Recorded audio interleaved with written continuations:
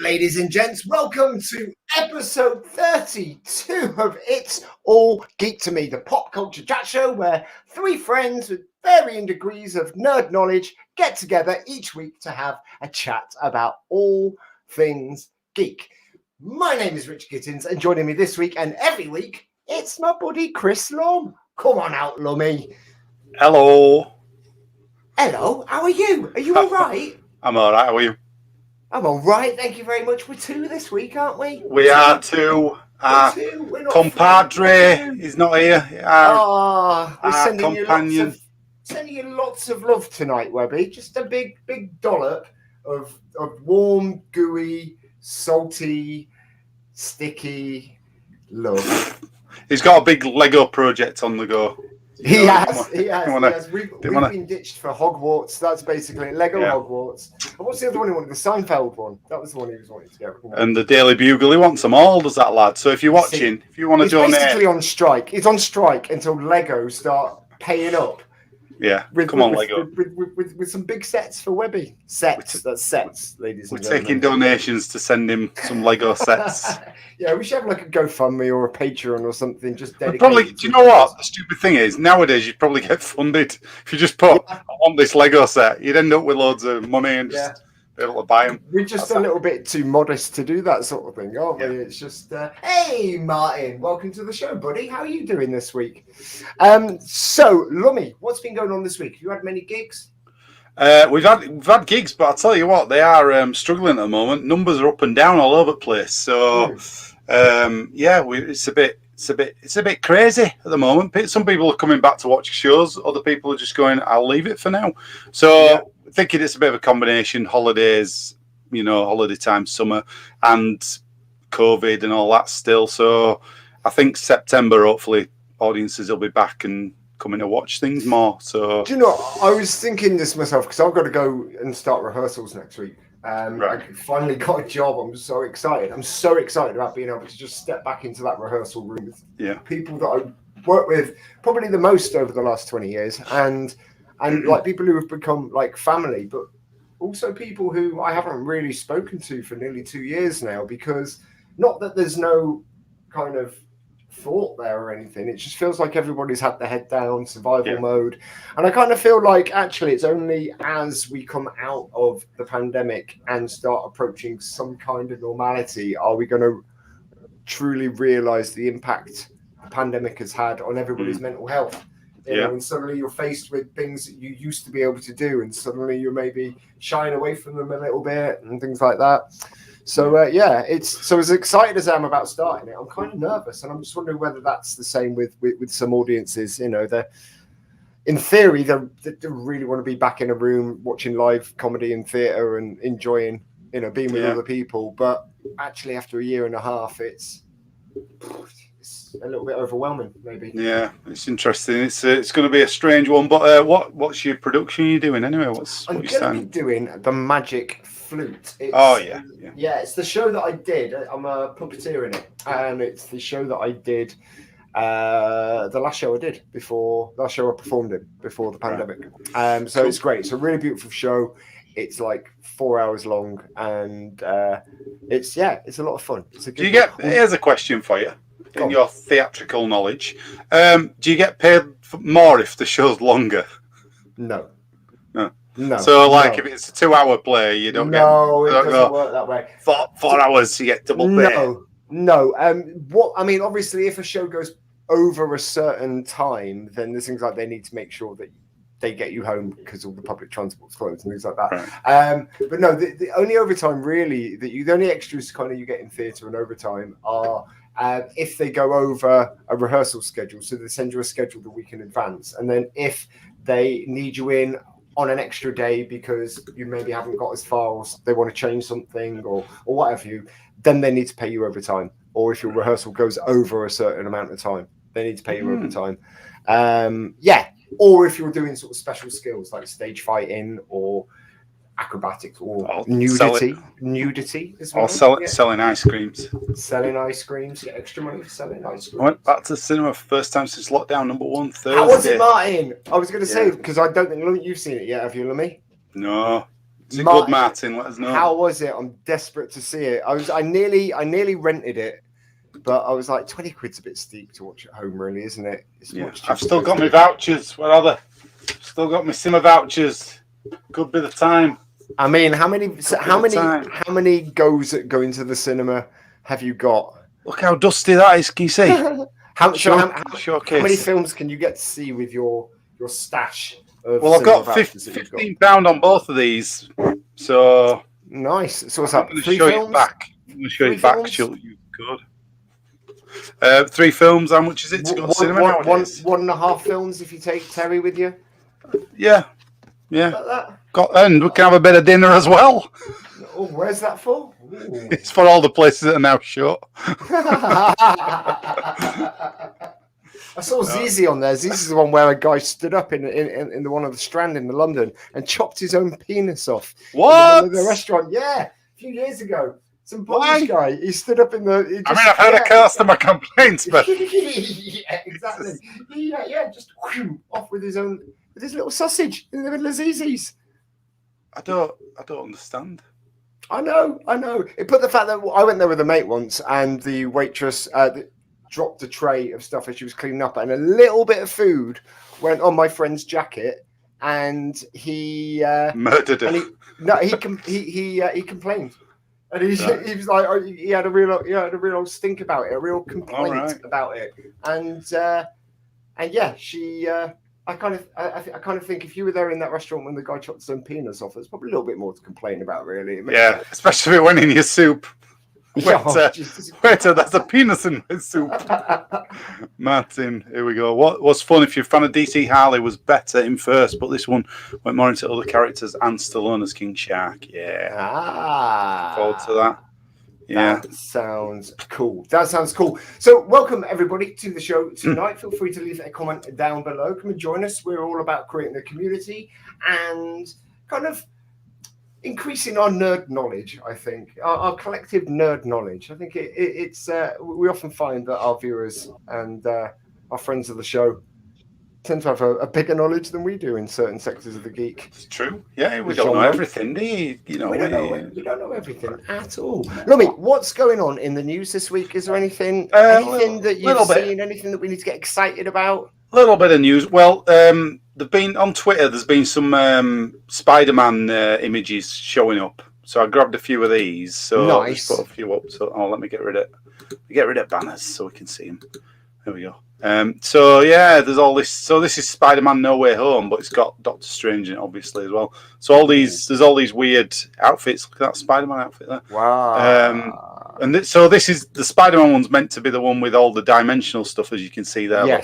Yes. So that Spider-Man there, though, is that's Tom Holland. Yeah. Well, this one that looks like the costume out of the Tobey Maguire ones. It does look.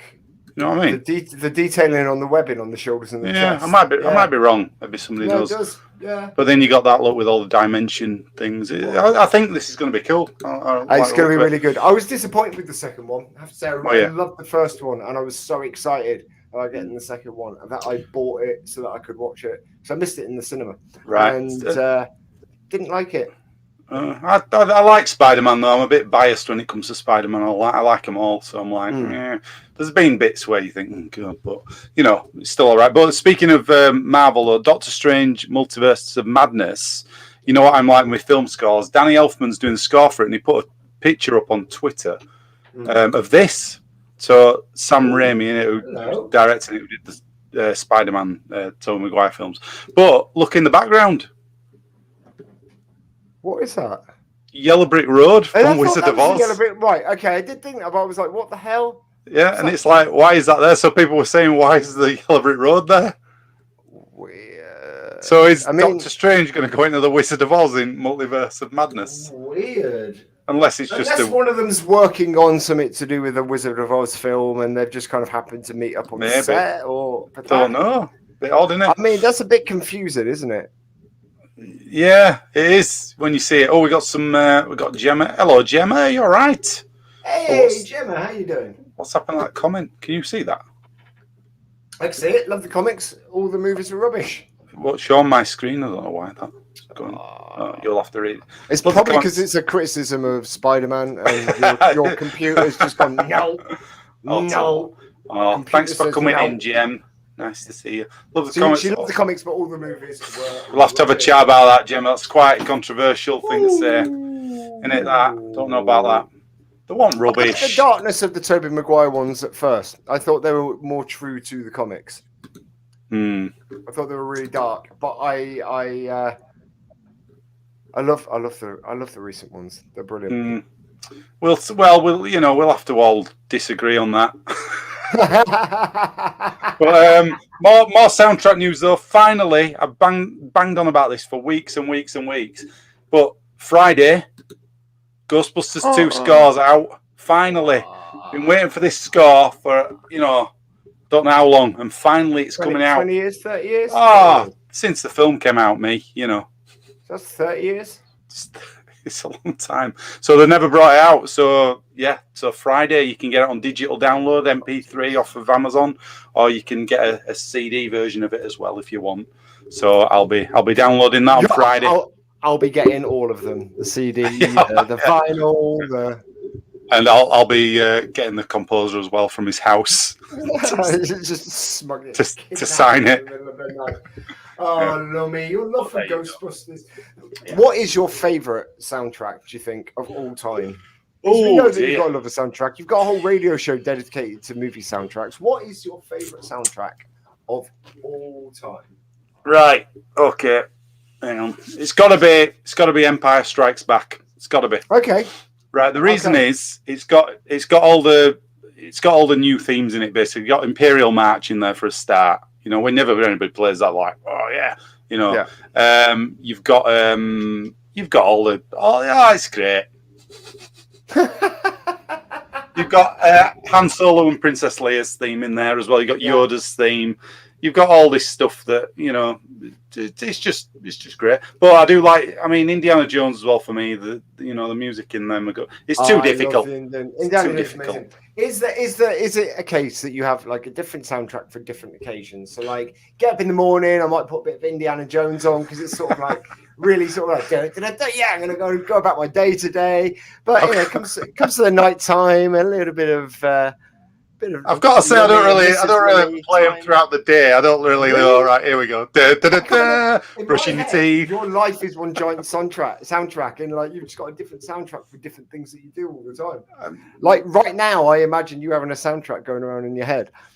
No, believe it or not. Probably Schindler's List or something like that. No, it's not that depressing, is it? This program. But yeah, go on. No, I was going to say, what other news we got? I've not got any more news.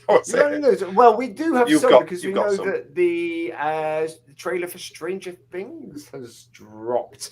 Yep. Now, it's great. Stranger Things coming out, but not until 2022, unfortunately. I was kind of hoping we might get it around about autumn this year, but it's not. Did it say when in 2022, or did it say? No, I think it probably around about spring, summer 2022. Yeah. It's not that long to wait, I guess. No, it's not. Really? It's not. Should we have a look at the trailer? Yes, let's have a look. Here we go. We'll have to pause it, won't we, due to copyright, I think. Yeah. But let's have a go. Here we go. If you're listening. Holy mother of...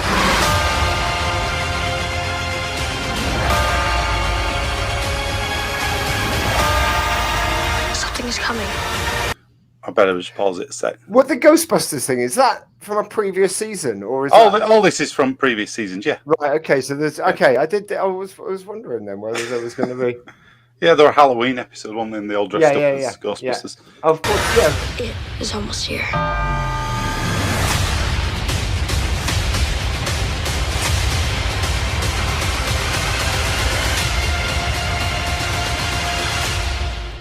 Wow, so it doesn't really show you much of the new footage, does it? Not spoiling anything there.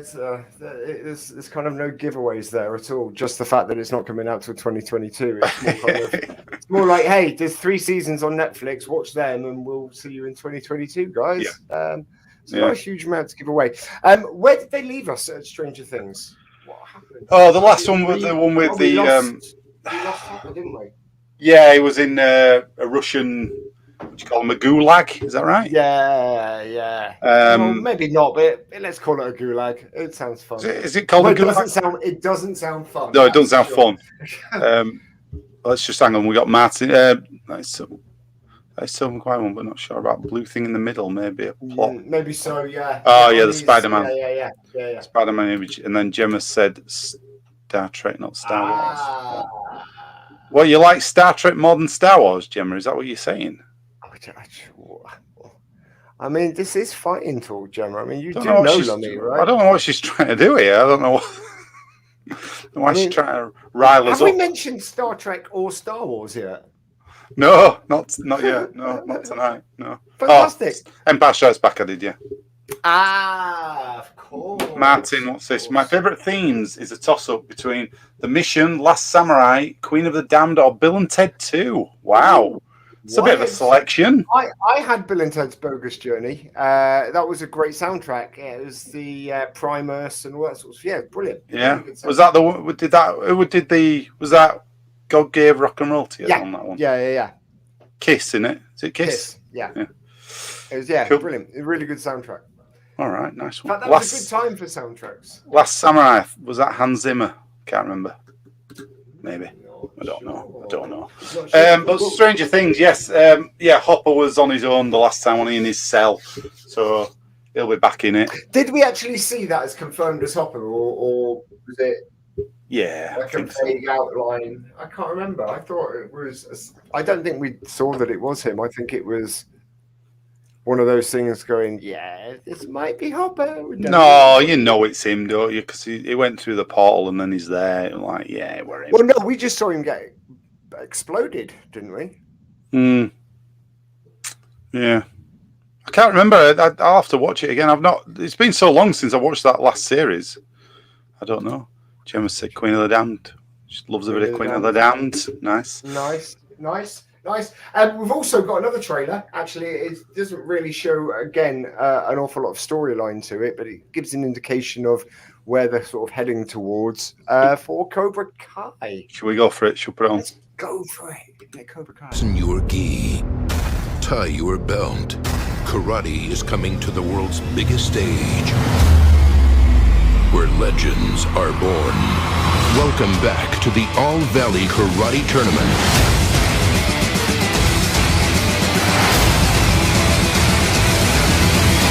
The soul of the valley is on the line. Have the Man Boys filled you in on the whole mortal enemy karate dojo battling for the soul of the valley thing? Wow, so hang on. So not even much footage there again, is there, of the new stuff? So no, but it is again an indication of where they're heading to. This is going to be like an all-out war, isn't it? Between. I don't think it's going to be a case of them teaming up, going against. What's he called? The bad guy. What's he called in Cobra Kai? Jesus Christ! We're not doing Johnny. Johnny's old sensei. I can't remember his name. Kreese. That's it. Is it Kreese? Yeah. It's Kreese. But end of last series, they got together. Spoilers. They got together anyway, didn't they? In Danielson's dojo. They did, to kick the crap out of him. Yeah. No, they walked in, didn't they? The last shot was them walking together. Oh God! Yeah, of course it was. The students there. Yes, yeah. Of course it but was. But this, you remember Karate Kid 3 with Terry Silver? Yes. So he's supposed to be in this one now. So he'll be getting together with Kreese, and they'll be going against him. So I don't know. But do you like Cobra Kai? I love Cobra Kai. I think it's great. I love it. I know Webby isn't as keen on it. I think I think it's a little bit like, do you remember Gotham? Like, you'd go away from Gotham. At the end of you watch a season of Gotham, and you'd be like, brilliant. This is such a great show. And then you'd experience sort of normality for a couple of months, maybe half a year, until the next season of Gotham came out. And it would take you an episode or two to get back into it because it was so... cheesy is the wrong word, but it was so sort of stylized, and so sort of skew whiffed from reality. And I think Cobra Kai is exactly the same, and it does take you a little while just to get back into it again. It took me a while to get into it first. Both them shows, you watch first couple of episodes and you think, oh yeah, but then once you give it a go, it's like anything in it. You get into it. But we got some more. Hang Martin said this. Yeah, what if tomorrow? Yes, absolutely. So that's where they're looking even more at the kind of multiverse and kind of. It's like they're sort of throwing loads of canaries down a mine shaft. Yeah, Wednesday. I keep doing that. I've been doing that all week. It's Saturday, Sunday, I don't know. But yeah, Wednesday. But yeah, it feels like Marvel, they're throwing lots of canaries down the MCU mine shaft just to see how the fans are taking to the multiverse thing. You know, it feels like they're drip feeding us. I mean, I love the fact that they are linking the film, like especially the Spider-Man. That's the big one for me. It's like to link all those films to each other in that way and have them all in one film. I just think it's going to be. Nobody's done that before. It's crazy, really. The closest thing, I mean, we've talked about it before, you know, Back to the Future 2, where he goes back in the original film. Yeah. That was such a good idea, and you think, how could and it was so well done as well. Yeah. I mean, it was so brilliantly done in that. And there were a bit in Endgame, where they went into to get the stones out of the other. Well, so I like kind all of done that. it in Loki as well a little bit. Yeah. That's how Loki started this time. Yeah. It was, it's. I think it's been brilliant. I'm really looking forward to it. I also saw Paul Rudd was interviewed about whether there's going to be a Deadpool 3 because they're talking about bringing one of the main guys from Stranger Things on board to direct because they're like best mates. They've kind of got the same work ethic. It's all about an intense, very quick decision-making process and then going and having time with your family and having that balance sort of thing. So they're kind of looking forward to potentially working together. And Paul Rudd said it's probably about 70% certain that they will start a Deadpool 3 next year, but it's only if Disney will let them have. Only if Disney's got some interesting things to do with the character. So because it's just such a way out character, he doesn't want to do what they did with Deadpool 1 and 2 again. Right. I don't think that's fair enough. You know, interesting. Yeah. What else we got? Here we go. Wayne's World or Bill and Ted. Yeah, Wayne's World was a great soundtrack. I nearly said that about the same time as original. We're talking about soundtracks, not the film. Okay. Wayne's World, great soundtrack. Lots of good songs. Yeah, really good. Bill and Ted, though. I'd pick Wayne's World, I think. It's Tia Carrera, wasn't it, in the Wayne's World? Yeah. Ballroom Blitz. Yeah, that's right. And Foxy, where Garth. You know, you little heartbreaker. Yeah, that's brilliant. Love that. Love that film. Absolutely. Does not stand the test of time very well, though. Oh, does it not? No, not massively. Not. If you think it's 1080s, or I mean, Bohemian Rhapsody, you know, that got Queen back on top, didn't it? Really? Yeah. I mean, that is the thing that you think when you think that song now, isn't it? Well, didn't it like launch the song back into the charts? I'm sure I watched something somewhere, and the sales weren't doing that well anymore for Queen. Then that song just went after it were in Wayne's World, and that's why they gave Mike Myers a part in that film, Bohemian Rhapsody film. Oh, really? Yep. There you go. Not know that. There you go. We're going to be talking about Kevin Smith tonight, and I just want to kind of get this news, this story over and done with before we get into the retrospective, because I don't want it to overshadow us retrospectively looking back at the work of Kevin Smith. But there's the Masters of the Universe Revelations on the new Netflix original series. Now, we touched upon the fact that a lot of the He-Man community, the Masters of the Universe community, are not happy with the direction that Kevin Smith has gone in with this incarnation of the series of the universe. Have you seen any of it? And do you know what the argument's about? Have you seen? Because I know I've done quite a bit of research on it myself, but I was just wondering how much you were sort of abreast of what was going on.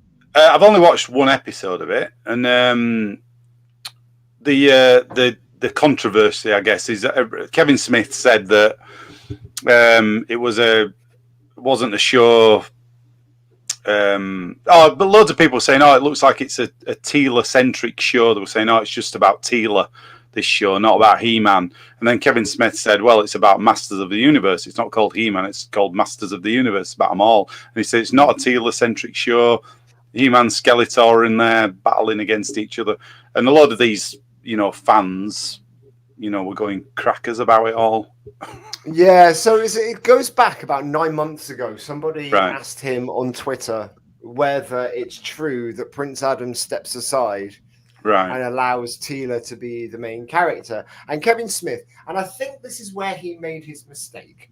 I think ultimately, had he not replied, but I guess he wanted to stem a rumor because, okay, in essence, yes, spoiler alert, He-Man isn't in it very much apart from the first episode. Right. But does he step aside? No, he actually sacrifices himself for the good of everybody. He dies and he sacrificed himself. It's not like he goes, do you know what? I've done enough, Tina. You go ahead now. It's going to be about you. It's actually, and maybe that is the mechanism, but Kevin Smith was telling the truth. He doesn't step aside because essentially he sacrificed himself for the universe. Right. Okay. And so to that point, yeah, Kevin Smith's telling the truth. He hasn't lied to the fans at all. But by saying that, it made a lot of the fans go, oh, okay, cool. That's not happening. And then in the first episode, spoiler alert, He-Man dies. And you've got a lot of the community are up in arms about it. Now, if you listen to their criticism of it, not all of them, but most of the commentators on YouTube, hi guys, a lot of their criticism actually comes from the fact that it's Hollywood wiping out a strong male character in favor of having a strong female character that looks like a man. I'm quoting them. These aren't my opinions. And her girlfriend, which nobody's come out and said that it's her girlfriend at all, but they're putting two and two together. And it's just a case of kind of woke Hollywood again.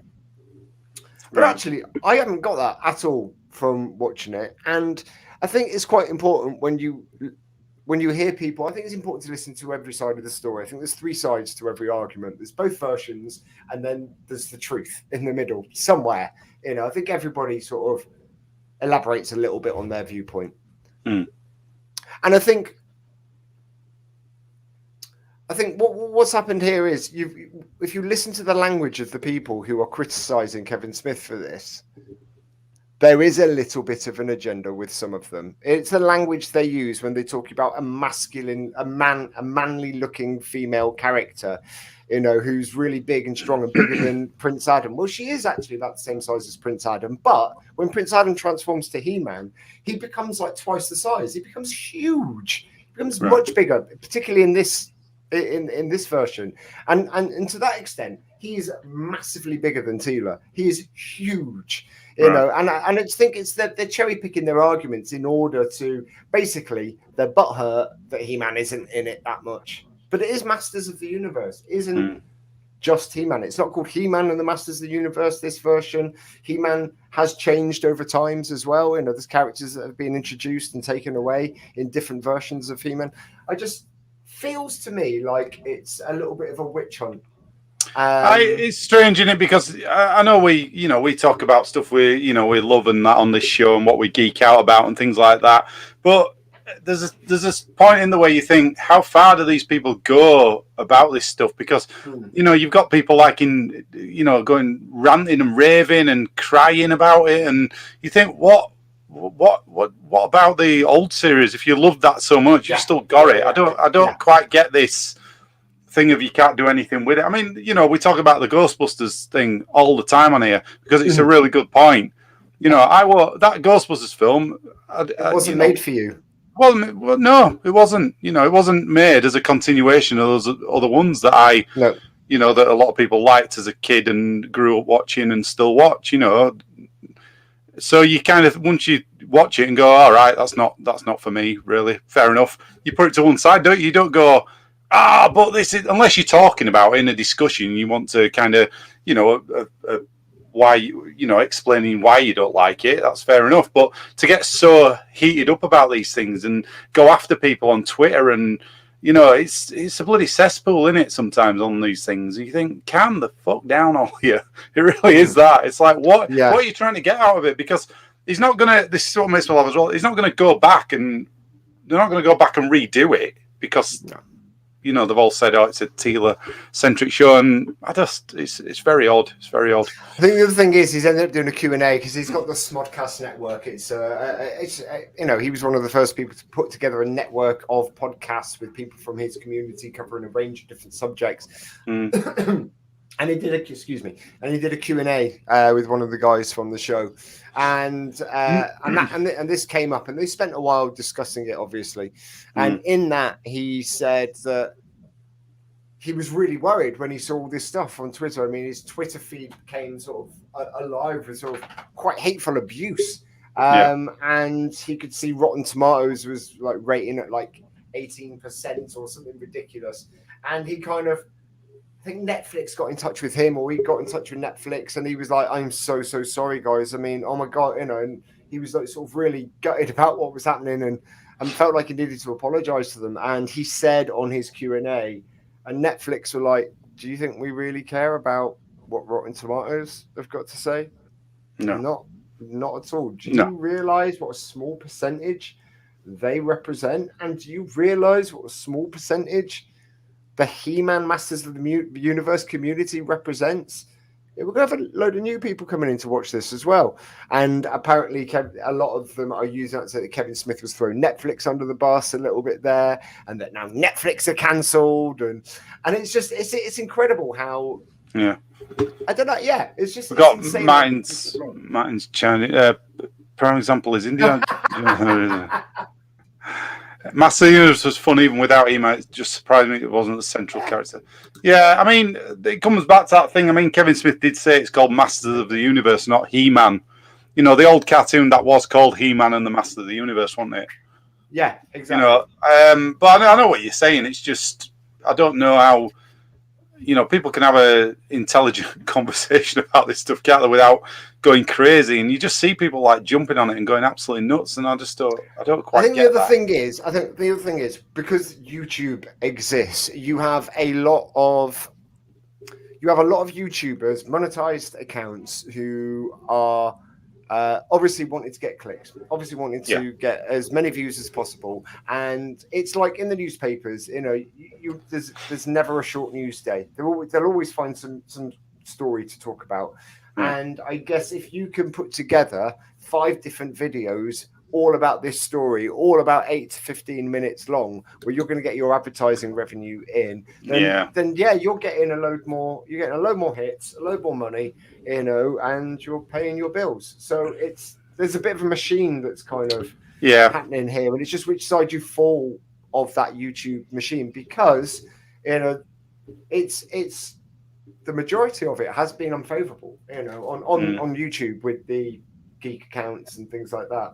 And I think it is a real shame, because sometimes I think our community has a horrific habit of eating itself. Oh, yeah. And it's to say, whether it's, kind of, Star Wars or Star Trek or He-Man or... I mean, like Kevin Smith said himself, there's a famous quote of his. It's a bunch of guys... dressed in Star Trek outfits at a convention, and they're like, look at them losers dressed as stormtroopers. And it's like, that's kind of, there's a lot of truth to that. It's. I mean, I do think now more than ever, or more than we used to notice, that these places have agendas that they keep putting into shows. I do think that. You watch stuff and you think, why is there a political spin on this stuff in a show that's supposed to be a fantasy thing? There's all sorts in there going on like that, and I do think that, well, we've always had that to a certain degree, whether it be Inspector Gadget or He-Man itself. You always had a moral at the end. The moral was more. I'm talking, political agendas rather than, the moral at the end was for kids, innit? Don't put your hand in a deep fat fryer, like Orko did this week.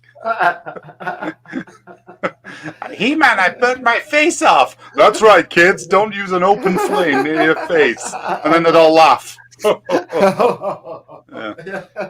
you know what I mean? It's a little bit different now. I mean, if they put that on end of an episode now, people will go. I mean, that would be bad. Yeah.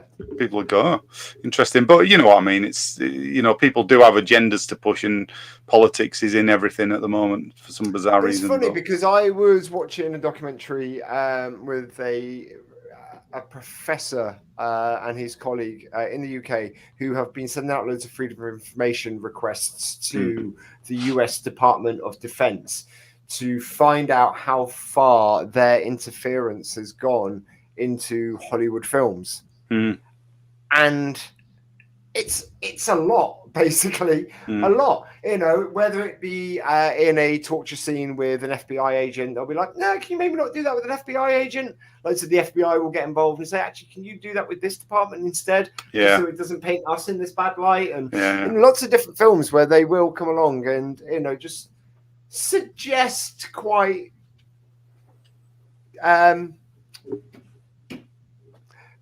forcefully, how they should sort of sway a movie slightly. I mean, so I guess it happens on all sides. Yeah, it does. I mean, the last thing about Email or Master of the Universe, what I will say is, I watched one episode just to see what all the bother were about, really, and then I thought it's a kid's cartoon. I'm not bothered about watching the rest of it. I really did. Great. It looks great. Yeah, the animation, as well. The animation, everything's great, but ultimately it is made for kids. It's not like, Rick and Morty or something, which can be watched by an adult audience, or South Park, obviously, that's for adults purely. So you watch it and go, yeah, I'm not going to bother with the rest of that. Like you say, animation's great, voice work's good, but ultimately that's why I've not watched. I know Martin put a comment earlier about Bad Batch. I haven't seen Bad Batch. Do you know? I've not bothered. I watched the first episode and then I thought I'm not too fussed for watching the rest. But because it's in the Star Wars canon, I will do eventually. I would think you've got to keep up on this stuff, haven't you? But you're talking about it all the time, like really favorably, and I feel like it should be watching. And I think it is gonna. I might be wrong about this, but I think it leads into stuff that's going to be in the live action series as well. So you've got to watch. You've got to watch everything now, haven't you? But I did try going back and watching the Clone Wars, and I just couldn't get into it. I know Webb felt the same about this. He said that he couldn't get past a couple of episodes either. It's very difficult to watch for some reason. I don't know why. And that's got characters who are in, Mandalorian and stuff. Yeah. Well, what about you folks? I don't know if you've seen Masters of the Universe. Let us know what you think. Let us know if you think the community is overreacting or whether they are reacting with justifiable anger. What's happened to their beloved franchise. You can always go back and watch the original as well, which I think people forget, don't they? It's not like that's been erased because of something that's come out. It's very. I think we talked about this briefly before.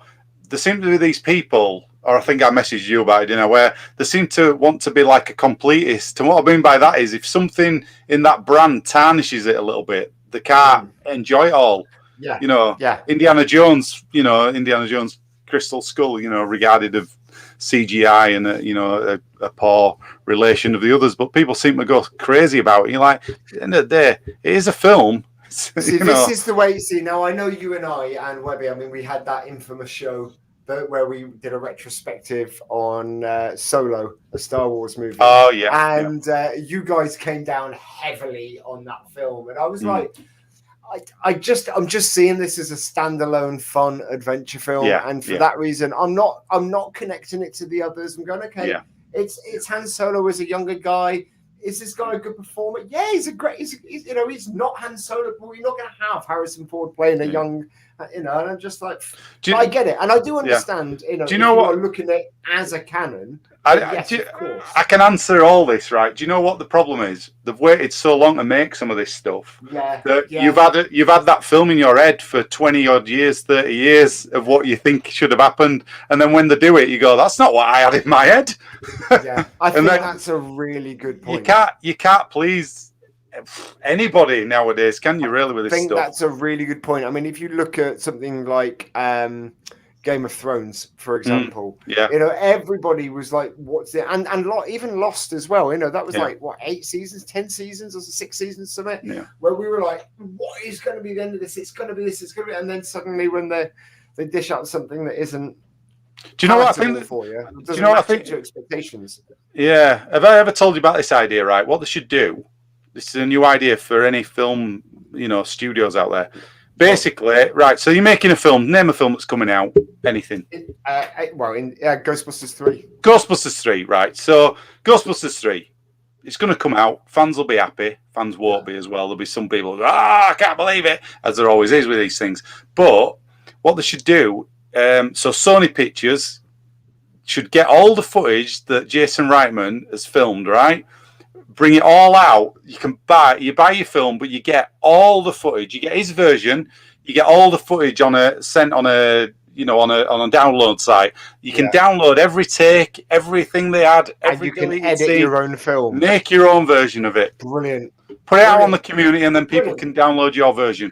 What was it that people did that with? There was a film. There's been some people who did it with Last Jedi. They recut it and had okay. Yeah. There's a guy who did that, and he had it where Luke Skywalker handed back the lightsaber and stuff to Rey and things like weird. that. Yeah. Well, no, there was another film that we talk about quite a lot, and I can't remember what it was, but it's something that wasn't received quite as well. And Home Alone 3. It wasn't Home Alone 3, Lummy. It wasn't Home Alone 3, I'm afraid. Interesting. Okay, yeah. No, I think that would be fun. I think that would be good. Do you know what? It might actually even go that way at some point. It might do, because Snyder Cut and all that, you're getting all these different things. I'm just wanting them to give me all the planes, trains, and automobiles footage. That's my... I was going to say, that was going to be my question. What would be there? But That's it. Because there is a lot of missing footage for that. I mean, how long was that film originally? There's supposed to be a 4-hour cut of it, planes, trains, and automobiles. In the Paramount Vault, 4 hours. Give me it. Is it in the Paramount Vault, do you think? Do you think it still exists? I don't know. Who knows? Because Only they'd have Paramount done something know. with it by now, wouldn't they? I don't know. A lot of John Hughes films, though, it's rare you get deleted scenes and things. They don't put anything on the extras. It's a bit notorious for that. Paramount, come on, Paramount, give us it. Interesting. Did you see the trailer for Venom 2? We should have actually put that up.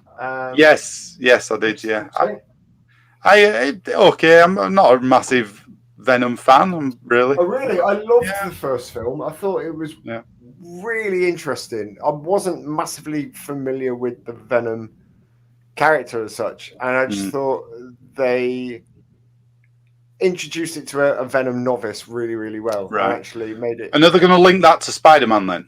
Is that going to be in the films or?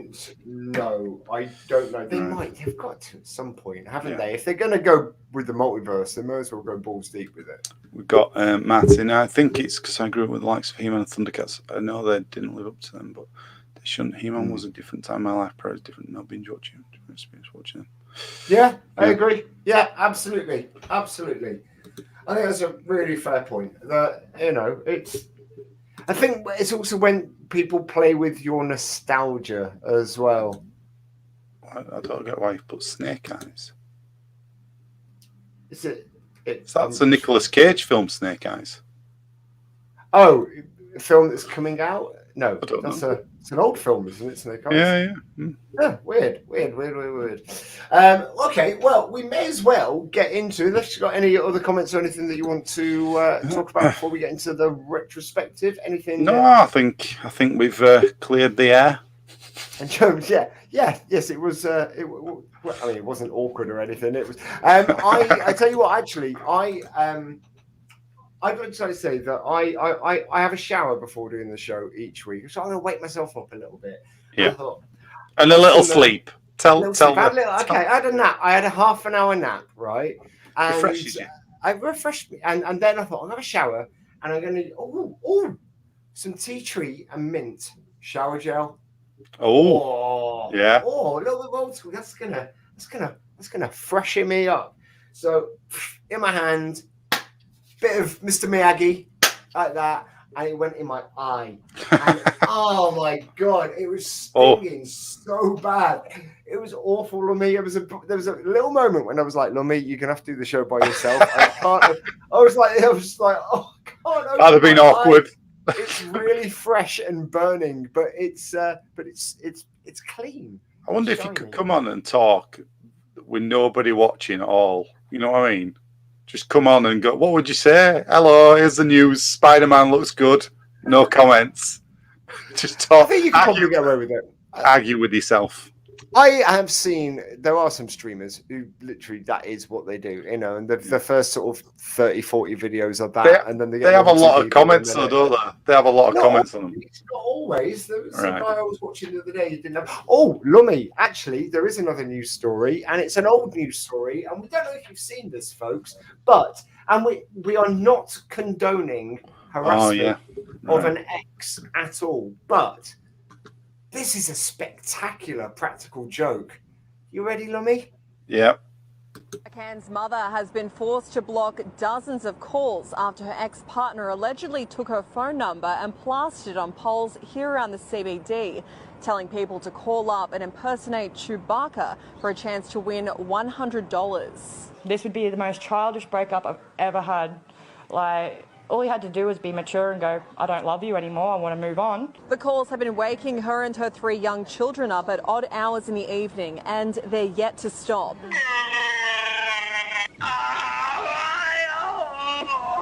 I won $500. Well, I'm getting phone calls at really strange hours of the night, about 1 o'clock till 4 o'clock. Forced to call back the wannabe Wookiees and tear down the posters. It's that second Chewbacca impression. Yeah, it's like that wasn't even a good Chewbacca. I want my $100. I mean, yeah, that's terrible, isn't it? That's terrible. I do not, and we at It's All Geek to Me do not condone the harassment of an ex at all. But holy shit, that is a great practical joke. I mean, and she seemed to kind of take it in fairly good humor. She was like, "Oh, what's he like?" I don't think she was. She was absolutely livid. She was livid. She wasn't in good humor. She was like, "This guy's an asshole."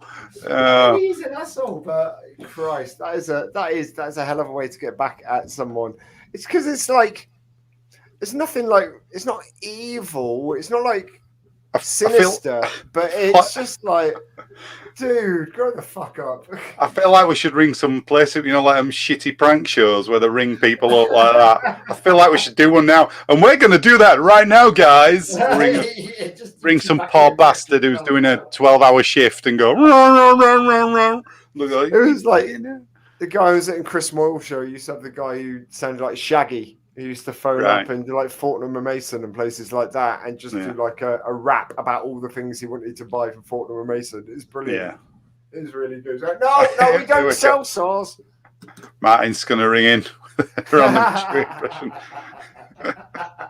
We should. That would be brilliant. That'd be brilliant. We should. We can send people the invite code that can come on and do an impression. Absolutely, send you the link for the show tonight, and you can come on and do your Chewie impression. We'd love that, Martin. Should we do it? Is this a glove for punishment? You can leave your camera off, Martin. Just keep your sound on. Absolutely, go for it. Yeah, put out the invite code. Do I do it on the chat? Yeah. I shall put it on the screen. Oh, God. Yeah, put it on the screen if people want to come and join us, because we can bring them in and out. Right, of the show, it's gone out on all this even come on YouTube and Twitch. Holy shit! Oh God, the amount of porn sites we have, that kind of porn bot sites that we have that contact us. That would be well. At least we can pick and choose who comes in. I'm gonna put join in with your Chewbacca sound. Oh jeez. We can't. It's prank Webby. We can't do that. Prank? Oh no, we're not going to do that. We can't disturb his Lego time. No, it's sacred time. It's time that man spends with his Lego. It's sacred, Martin. Come on, Martin. Come on, Martin. Come on with your Chewbacca. Let's hear it, Martin. We don't need a camera on. We just need to hear. I mean, I'll do my Chewbacca is awful. Go on. Awful. Oh God! I thought suddenly my throat just clamped up then out of panic. There you are. That's my cheese. It sounds like the second one in the video. Can I have my $100? So look, so your Chewbacca impression cannot be worse than mine. In fact, we were going to do best and worst impressions tonight. We're going to wait till Webby comes back, because otherwise it's me doing shit impressions to Lummy, who does great impressions, and there's no fun there. Got to get Webby in on it as well. Here we go. I knew he won't do it. Can't at the moment. Not alone. I get funny looks laughing at you guys. yeah, Martin. Come on. Oh. Where's your big Chewbacca impression now? Oh well, that's all right, Martin. Don't worry about it. So Lummy. We have got a little retrospective looking back at the films of Kevin Smith. Now we've got that He-Man and Revelations, the Master Universe Revelations story out the way. When did Kevin Smith first appear on your radar as a director, and what was the first film that you saw of Kevin Smith? The first one, Clerks, or Clarks as Webb calls it. Do you call it Clerks or Clarks? I call it Clerks. Webb calls it Clarks, and I always feel like I should tell him. Clarks is the shoe place. It is, yeah, but it's. I don't know. Is it an American UK thing? I don't know. Clerks. I call it Clerks. I call it Clerks. Okay, so Clerks the first time. And when did you see it? Was it kind of? You made it in the 90s. Was it 93 or something like that? Or later than that? Well, I mean, I don't know if you know the story of. It was 1994. It came out. I don't know much about the story of how it came about. So it's a story of Dante and Randall, who work in this sort of dead end sort of convenience store. Randall works in the video store that's attached to it, like a VHS store that's attached to it. And the whole story sounds like it's Dante isn't supposed to be there today. Somebody phones up, ill to work. His boss makes him work, and it's about all the series of events that happen during that day. It's filmed in black and white. It starts off with him getting to work and finding that the padlock to the door is gummed up with chewing gum. So he gets some boot polish and a massive sheet out, and he writes a big sign that he hangs up in front saying, "I assure you we're open," because he can't lift the shutters up, basically.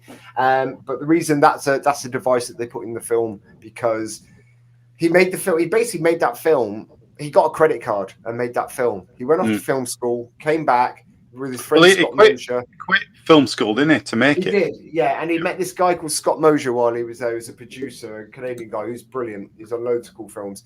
And they used to do a podcast together as well. And he came in to produce it, and basically did the whole thing on a shoestring. So he made it at the quickie store that he worked at. So they did it on a night time when the store was closed. So that's why they had that device. You couldn't open the shutters. So that's why you had no daylight coming in to the place. But it's written all about his friends, like his friends Brian Johnson, Walt Flanagan, who actually feature in bit parts in all of his films. But Randall is very much the Brian Johnson character. So Kevin Smith, he comes from a Catholic background, a Catholic Christian background, and he was very much into, obviously, his comic book culture, and he met these two guys, Walt Flanagan and Brian Johnson, and they were two fairly intimidating, geeky guys, and they just didn't give a fuck what anyone else thought. They were just proud geeks, and it took Kevin Smith about 8 months to get into their sort of circle of two, sort of friendship, to infiltrate their sort of friendship. And basically, he drove, and they didn't. So they would just let him drive them to like the Dirt Mall, which features in Mallrats. So it's all set in Red Bank in New Jersey. All of these films it's all made sort of centralized around stories around characters that he knew and he grew up with. So it's it's not autobiographical, but he's very much borrowed from his real life and influences from people he knew in order to make this film.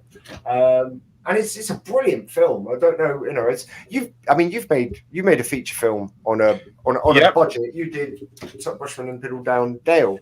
That's right, isn't it? Yeah. I mean, how is that? How intimidating is that to start a project and have a lot of people involved? How much does money come into it? Well, the tricky one is if you see, I'll give you an example. The first one we did, the feature film, we made that off our own backs. We just took money from the comedy club we were doing and just used that to fund it, really. We knew everybody who were in it. Everybody were on favours, really, for doing it. Nobody took any money for themselves because we just wanted to make the thing. But for the third one, we did a short film of it, the werewolf one, Werewolves of Windy Crack. I put it on, what's the funding thing? GoFundMe, quick thingy starter. Kickstarter. So we did it on a Kickstarter. Now that one, so that had a budget where people had actually paid for us to make the film. Right. So you feel more obliged. You've got to finish it, really. Then you've got to do what you said. So the pressure was on for that one because you think, we've actually promised we are going to make this for these people. Now we've actually backed the project. That sets another new level on it. I mean, the one thing about the feature film, though, when we did the, you remember we did the premiere, didn't we, at the Hyde Park Pitch Couch? And that was interesting because that was the film we'd made. Nobody'd seen it other than me. You know, I'd been editing it, put it together, and there were only my audience to go off. I didn't show it to anybody and go, what do you think of this scene? What do you think of that scene? I literally had to go, we're taking a gamble here because I'm going to put it on the big screen in front of all these people. Will they like it? So that initial thing where you think, shit. So that's the kind of pressure you're under, I think. Not so much making it, because we just made it under the circumstances. What we did, if we'd have got halfway through and thought, it's not working, we could have just scrapped the whole thing. And so it's not like you got out a credit card and started building up that way in order. Because that's pretty much what he did. He just got he amassed $20,000, I think it was, worth of debt to make Clerks. I mean, that's a real filmmakers gambling to do that, but it also shows that you're committed to the project and you want it to work, really. I mean, I guess if it don't work, you just pay off the credit card debt. But I think the difference is technology now. You can make a movie cheaper if you're making a low budget film, especially. Obviously, you can make one on a low budget, and it's not doesn't have to cost a lot.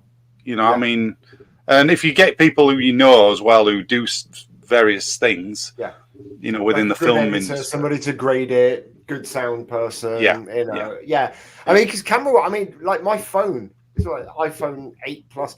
I can film in 4K with that, with the Filmic Pro app, and then I can connect that to another app on my iPad, and that could be my monitor, and it's amazing what you can do. And then I've got a gimbal for my phone. Absolutely, I've got nice steady shots, and before you weren't able to really edit with iPhone footage, but now you can. It'd be interesting, wouldn't it, to go and to grab that script for Clerks now and make it on some new technology. That would be interesting, just to see how much it'd cost you. Because I guess it'll be filmed on made on film, so that's where the costs come in. A lot of times, you film stock, and it's pretty pricey, really, isn't it? Once you start, it cost $27,000 to make, and then $230,000 in post production. So I'm guessing that's after, is it Miramax View? Because his production company is View Askew, and then Miramax distributed it. So I'm guessing that's where the other 230 comes from. And it took 3.2 million in the box office. Wow. I mean, that's a hell of a success story. Yeah. Your first film, that's tremendous. I mean, there's I'm going to say there's some really good films about filmmakers. There's one called Overnight. I don't know if anybody watching seen it, but it's about a guy who made a Boondock Saints. Have you heard of that? Oh, Boondock Saints is an amazing film. It's got Daryl from The Walking Dead. It's got, it's brilliant. Right. So the guy who made that, I can't remember his name, but he made it, and he thought he was going to be the next big filmmaker. And he went to Cannes Film Festival and stuff, and it all just slipped away. Really good film. Really good film. There's a part 2 to it. I think there's a Boondock Saints. Yeah, there is. Yeah, but I don't think the film. I think he had to sell the film rights in the end. Really interesting. Yeah. But that film, Overnight, if you get a chance to watch it, it's a really good documentary about. Brilliant film, Boondock Saints. Yeah. It's a really good film. Billy Connolly's in it, isn't it? Billy Connolly. And Norman Reedus, who plays Daryl in The Walking Dead. Yeah, it's absolutely brilliant. But so Clerks is great. The thing about Kevin Smith that you find out in this film, it's because it was at a time in the 90s, you're watching a film and it's in black and white, and I'm a teenager. I'm sort of 18, 19 at the time. And I'm kind of like, black and white film. Do I really want to watch this black and white film? And then you get introduced to these two really weird characters, Jay and his mute friend that's referred to as Silent Bob, who end up being a theme throughout most of Kevin Smith's films. Yeah.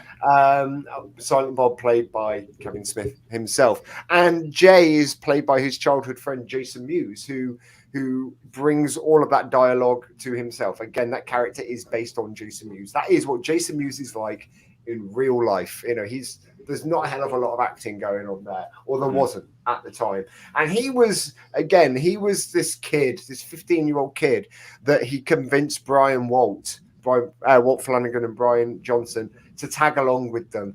And he was just this guy who would be in the back of the car saying like snitchy bitches and things like that, and just like being kind of annoying. But Kevin just kind of had this soft spot for this kid. And Kevin Smith kept going to film school, a massive secret from these three guys that were his best friends. A massive secret. He didn't, because he thought that they would take the piss out of him, because they were very cynical. You know, his circle of friends was a very cynical circle of friends, and he was like, they're just going to make fun of me if I go and do this. And it was like a couple of weeks before he went, he was like, oh right, by the way, I'm going up to Vancouver to film school. And they were like, what? But actually, when he came back to make this film, they were two of the most supportive people, Walt and Brian were. It was just really interesting. But what you discover is he is a master of writing dialogue. He writes such interesting, and similarly, we talked about this with Quentin Tarantino the other week. It's not the big dialogue; it's the small, inconsequential bits of dialogue that we can relate to that are really key with a lot of Kevin Smith films. You know, it's those talking about just, you know, like, for example, talking about, there's the scene in Clerks where they're talking about the workmen on the Death Star.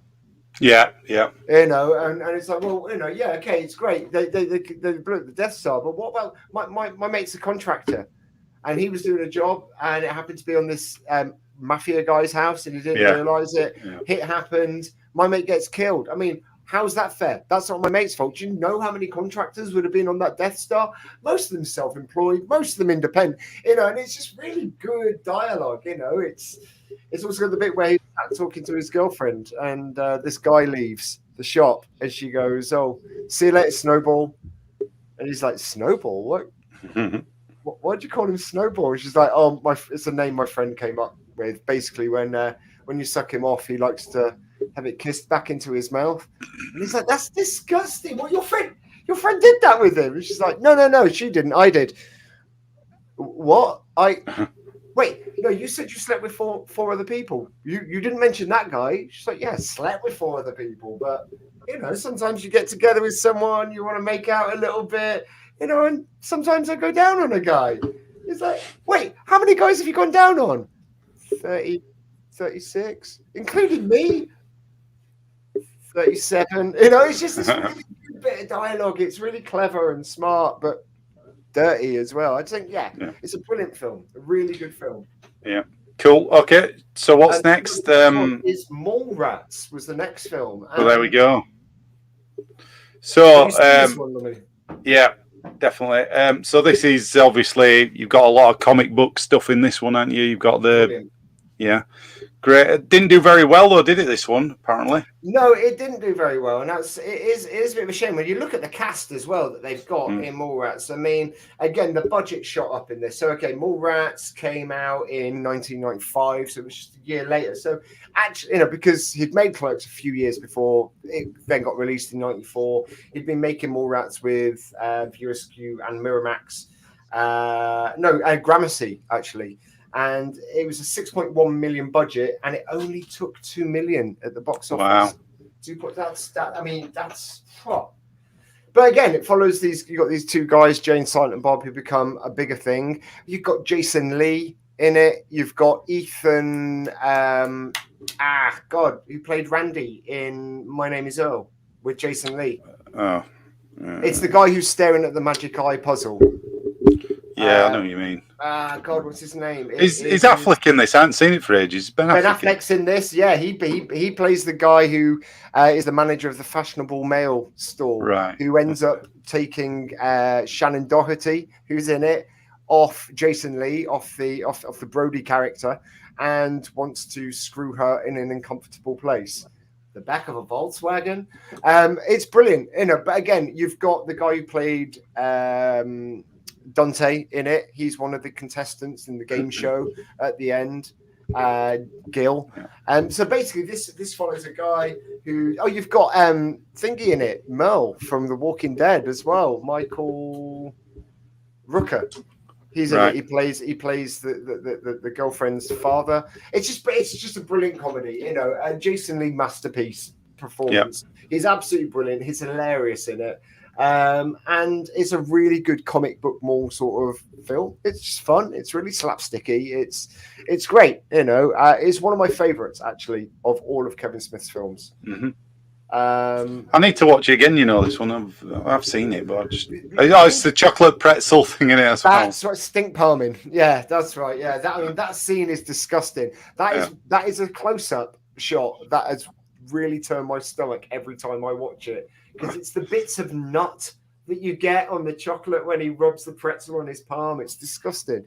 But it's a really good film. And again, you've got some of the anecdotes that have been told in Clerks that start to feature in this one. So the story about the girl doing laps and having an aneurysm, because that's, you know, how the whole film starts. That's a story that's told in Clerks. And actually, chronologically, Mallrats happens before Clerks does. Right. Chronologically in the story of their universe. And then after that, you've got Chasing Amy, which again is another Ben Affleck heavy film. And this is the one that really pushes the through narrative, the canon narrative throughout a succession of films where you've got these two characters. You've got Ben Affleck and his mate, who so it's Joey Lauren Adams, who was going out with Kevin Smith at the time. I think she was his girlfriend at the time. Right. And Ben Affleck and again Jason Lee. And in this one, Jason Lee is playing a different character. He's playing. I think he's playing.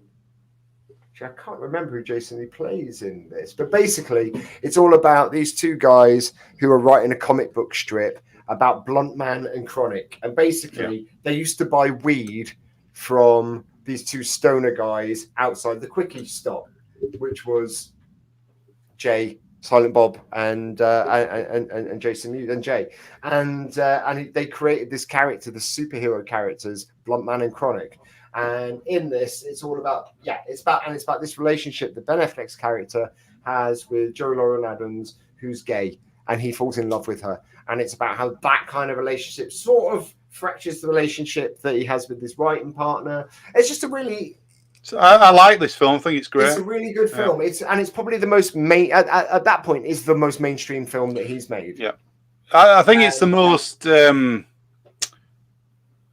might be wrong saying this. It's the most serious one. At this point, definitely. But it's more. There's nothing really stupid in it or anything. You know, it's nothing. It's almost like a rom-com. It's almost like a rom-com, you know? It's good. It's really good, really good. Now the budget for this was only $250,000. It was 250,000. It took 12 million in the box office. So it must have been after Mallrats probably didn't do too well. They gave him a big budget, probably stripped it all back and said you can have another shot, but make. Yeah, but this was with Miramax, so this is Harvey Weinstein's company. Now this is an interesting because Kevin Smith, again, like Quentin Tarantino, had almost like a father and son relationship with Harvey Weinstein, and it's interesting. Kevin Smith's like somebody who I consider to be one of the nicest people in movie making. He's just seems like such a really nice, lovely, wholesome guy, you know, who was really taking care of his friends and brought them along on this journey with him and set some of them up for life and never asked for a penny in return.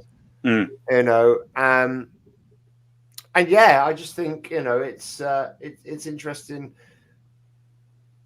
I don't think it tarnishes him at all. I mean, you know, the fact that he has such a close working relationship, because a lot of people did have a close working relationship with Harvey Weinstein, but certainly, you know, really influenced Kevin Smith's career. Really gave him a peg up the ladder. Yeah. But it's like a rom-com. It's the most mainstream, I think, of his films so far up until that point. And it also, like I said, it kind of really pushes that narrative, that the Blunt Man and Chronic narrative. It kind of gives you, it's where those two characters start, or Jay and Silent Bob's fictional alter egos start. And then I think after Chasing Amy, I think it might have been Dogma. Right. Okay. I think it was Dogma. And again, what an amazing film. I mean, Dogma is basically it's not the Life of Brian of of modern times, but it caused as much of a controversy, and he was getting death threats and things like that because it's about two angels who have been sent down to Earth for upsetting God, and they've been told that they have to stay on Earth. Meanwhile, the church is failing, and Thingy Carson plays a priest in it. God, the comedian. What's his name? The old guy, American comedian. George Carlin.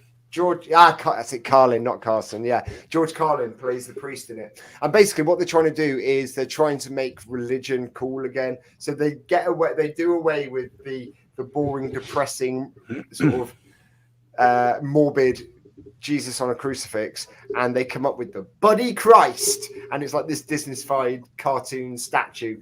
And they say that basically anybody who's ever done anything wrong on this one day can come to this church and have all of their sins sort of absolved. That's it, done. So these two angels, they get a note from what they then find out to be Jason Lee playing Loki, and they sorry, Matt Damon's playing Loki, God of War. And basically, he passes them a note telling them about this, that they will be able to go back to heaven if they go through this arch on this certain day. And the rest of the story is about a lady who works in an abortion clinic who has been charged with stopping them, with two prophets who she discovers are Jay and Silent Bob and Chris Rock.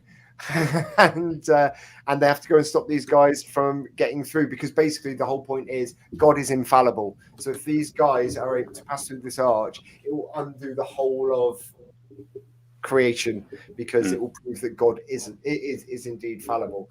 And it's just a really fun comic book film. Again. Alan Rickman as well. Alan Rickman is incredible. He plays the Megatron, the voice of God, basically. And Alanis Morissette plays God herself. And it's great. I mean, 10 million budget, took 44 million in the box office. 1999. Now, this is a film that you will not be able to find online. And really struggled to be able to get a copy of this week. Actually, there is a version of it on YouTube, so you can find it, but you can't legally watch this film because basically it was between Sony Pictures and Miramax, and the rights were with this film. And before things went digitized, before things went to streaming, the Harvey Weinstein thing happened and the rights ran out. And so basically those rights now belong to Harvey Weinstein and nobody else. So it's in purgatory. So it's in purgatory. And he said, such a shame, because it was the 20-year anniversary of it 2 years ago, and he'd have loved to have, kind of done a big thing with it. But now you can't watch it legally anymore. So what it has done is meant that there's a big increase in people selling DVDs of it. Right, okay. At extortionate prices as well. And there'll be a point where, you put yourself down to Computer Exchange. Computer Exchange, be able to get it really cheap there. Shall I see how much it is on Computer Exchange? Go and have a look, see how much it is on Computer Exchange, Lummy. You do that. You must be able to get it for £1, surely. Don't stop talking, though. Keep talking. No, I'm just looking at you. No pressure, Lummy. I'm looking at you now, Googling. I'm on the site. I'm on the site. You're on the site. So Dogma, how much? Right. £4 a copy. There you are. Go and get yourself a load of copies of Dogma. I reckon they'll be worth a fortune in a few years. And they buy it for £1 if you sell it, if you trade it in. They buy it for £1, sell it for £4. Yeah. Who is it that owns it? Oh, it's Charlie Brooker owns Computer Exchange, or has. Is it? Yeah, he is like a partner or a chief exec or something like that. But basically, he's one of the people that started Computer Exchange, which is really weird, but kind of makes sense at the same time. So then you got Jane Silent Bob Strike Back, which is basically it's a fun film. Also, incidentally, it was whilst on Dogma, working with Matt Damon and Ben Affleck, that he basically taught them into doing Good Will Hunting. Right. And I think he ended up being a producer on it, and they won an Oscar, and famously forgot to thank Kevin Smith or even mention him in their acceptance thing, and it's this thing that they rib each other about all the time now. Robin Williams forgot to mention his mum though, so yeah, that's right. Yeah, who was the person who really inspired his whole career? I mean, it's insane. So yeah, Jane and Bob Strike Back. They find out that there's been a movie made about them, about Bluntman and Chronic, and they decide that they want to go to Hollywood and stop this film being made. And it's flipping brilliant. It's a really fun film. And again, it's the fact that Kevin Smith has got to be a nice guy who has got to be fun to work with, because it's the amount of pretty big stars he is able to, again, get to work for him in not very flattering roles, and roles that certainly won't win them any awards, and they wouldn't have been paid a huge amount of money when you look at the budgets for these films. Time and time again. Chris Rock, Ben Affleck, Matt Damon, Will Ferrell, there's loads of people that he's bringing along on these films. It's absolutely reminds me a bit like Ricky Gervais, doing extras and all that, getting them all to be in it. It's got. I don't know what it is about. I mean, I would love to work for the guy. I would love to be on one of his productions. It'd be brilliant. I love the dialogue that he writes, but the fact that he's able to command so many, the attention of so many big names is. You've got Carrie Fisher in this and Mark Hamill on you as well. I mean, but it's also the stuff that Carrie Fisher does in this. I mean, she plays a nun who, Jay tries to go down on. I mean, it's a bonkers film. It's an absolute bonkers film. But yeah, it's a lot of fun. They end up kind of getting stuck with this terrorist organization called the Clit, and who are trying to free some animals from. They're trying to do their diamond heist, aren't they? Do a diamond heist. They set up Jay and Silent Bob with Suzanne, an orangutan that they end up, and then you got the Weezer song Suzanne, which is a brilliant song. Soundtracks are always really good as well. But there's just so many funny lines in this. It's just when he's at movies as well, and that's the great thing. So we've got this kind of Disney-fied cow McDonald's kind of chain called Movies that feature a lot in all his films, and they kind of the manifestation of all that's wrong in our world in terms of commercialization. I think it put a picture up. I think they've started filming Clerks 3, haven't they? And he put a picture of Movies up with yeah, that's right. With Rosario Dawson's seat. Well, there were a couple of kids. There's a picture. I should have put it up actually. With the lemonade. The kids with the lemonade stand. Yeah. That's really cute. And basically, all the cast and crew were going to buy lemonade from these kids who set up this Clerk's lemonade stand, and it had "I sure you were open" and things like that. It's cute. It's really sweet. So you've got Jane Silent Bob Strike Back. It came out in 2001. Budget was 22 million. It took 33.8 million at the box office. It's actually pretty impressive. You wouldn't have thought that from that film, actually. Although it is a good film, I did enjoy it. What was next? Well, next, I get a little bit murky. I think Jersey Girl's the next one, actually. Right. Now, this is a film I haven't seen, but I should have done. It was just the press surrounding it at the time, and this is my bad, but it kind of influenced whether I wanted to watch it or not. And I was a bit like, nah. Do you know what? I've seen it. I liked it. Thought it was good. And apparently it's a really funny film as well. It's good. It was good. It was something, again, a little bit different, a little bit more serious. And what's it about? So basically, Ben Affleck at start. I don't think it's spoilers now. It's so long ago. No. He's basically with Jennifer Lopez, and the basically she has a baby and dies in childbirth. Oh wow! Okay. Yeah, and so he has to look after the kid. And at first, he resents her, and then he kind of. I hadn't seen it for a while, but I think he has to. He's a big. I think he's like an agent for stars. Okay. And he has to give that up basically to look after, kid, and he always resents it, and then he gets a chance later on to do it again, all that kind of stuff. But I forget how it ends. Actually, meets Liv Tyler's in it as well. George Carlin's also in it again. Yeah, that's right. Yeah, Josh Carlin plays his dad, and Liv Tyler's like this. Okay. I think she works. I can't remember if she works in like a video store. Well, it came out in 2004, and again, it's one of those. The budget was 35 million, but it only took 36.1 million. Yeah. So just sort of, for a cast like that. Now this is where we start to see some hints at people, or certainly the critics, turning on Kevin Smith a little bit. Jersey Girl got unfavourable reviews. It wasn't seen as being that great. And so he came back with Clerks 2, which I rewatched last night, actually. And Clerks 2 is a flipping fun film. It's really great how they've taken those two characters. I mean, God, Dante and Randall look old as balls now. Brian O'Halloran, who's been in a lot of his films playing bit parts. And also, again, in most of these films, in crowd scenes and things like that, you've got his childhood friends. You've got Brian Johnson. You've got Walt Flanagan. And Brian Quinn, who works for Kevin Smith. Brian Quinn is one of the Impractical Jokers.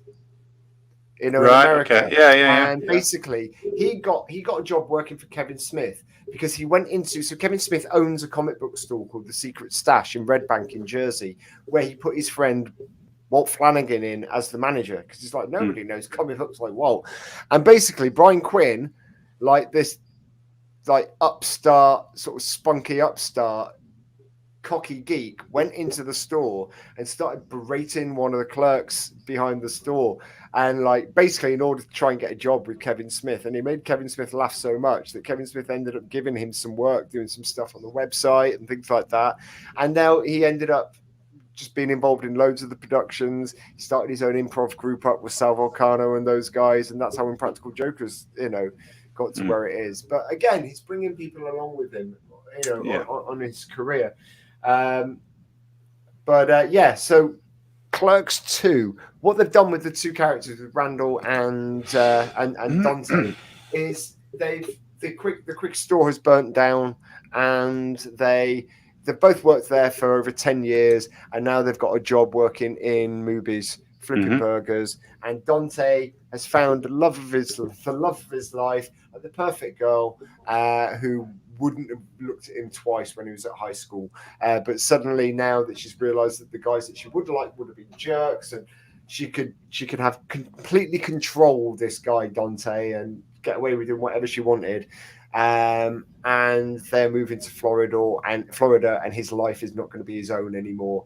But you've got some brilliant cameos. You've got the guy who's working there with them, the little Lord of the Rings geek, who's getting tormented by Randall all the way through it. And again, you've got Jason Mewes and Kevin Smith there as Jane Silent Bob. And it's brilliant. It's such a really fun film. It's not a repeat at all. They don't rehash anything. It's a brand new storyline where they've just furthered these characters' story arcs. And that's great. It makes it a really good sequel. Really enjoyed it. Budget-wise, and again, Jason Lee makes a cameo in it as well as an internet.com millionaire who is called Pickle Fucker in it. And it's just basically, it's just brilliant. It's really funny, but it's cost $5 million, took $27 million in the box offices. Yeah.